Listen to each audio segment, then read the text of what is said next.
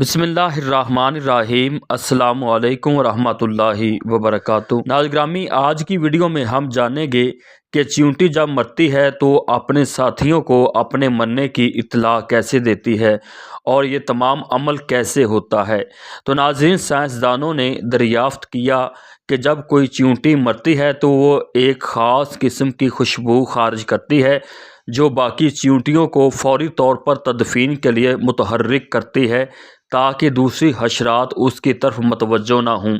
جب باقی چیونٹیاں اس خوشبو کو سونگھتی ہیں تو انہیں پتہ چل جاتا ہے کہ ان کی ایک ساتھی چیونٹی مر چکی ہے اور وہ فوراً اسے دفنانے کا عمل شروع کر دیتی ہے۔ تو ناظرین، ایک تجربے میں ایک سائنسدان نے ایک زندہ چیونٹی پر اس مخصوص خوشبو کا ایک قطرہ لگایا۔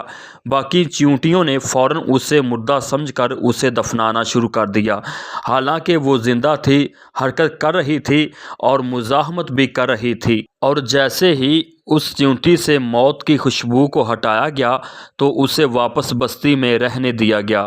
اس خوشبو کو اولک ایسڈ کہا جاتا ہے۔ جس طرح انسان اپنے مرنے والوں کو دفن کرتا ہے، اس طرح چیونٹیاں بھی اپنے مردہ ساتھیوں کو دفن کرتی ہیں۔ چیونٹیوں کے بھی اجتماعی قبرستان ہوتے ہیں اور ان کے قبرستان صاف ستھرے اور بستی سے دور ہوتے ہیں۔ چیونٹیوں کا تدفین کا جلوس بھی بہت منظم اور شاندار ہوتا ہے اور وہ اپنی ساتھی کو اس کے آخری آرام گاہ تک لے جاتی ہیں، بالکل انسانوں کی طرح۔ ایک دن میں کئی چیونٹیاں بھی مر سکتی ہیں، جن کی تعداد درجنوں اور کبھی کبھار سینکڑوں میں ہو جاتی ہے۔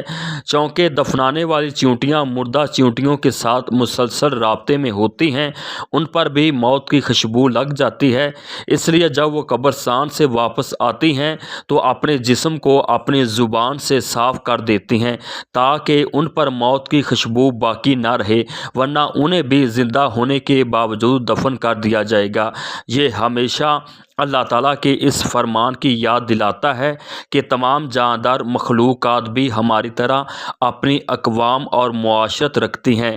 تو ناظرین، اللہ تعالیٰ قرآن پاک سورہ انعام میں فرماتا ہے، اور زمین میں چلنے والے جاندار اور پروں سے اڑنے والے پرندے سب تمہاری طرح کی امتیں ہیں، ہم نے کتاب میں کوئی چیز نہیں چھوڑی، پھر سب اپنے رب کی طرف جمع کیے جائیں گے۔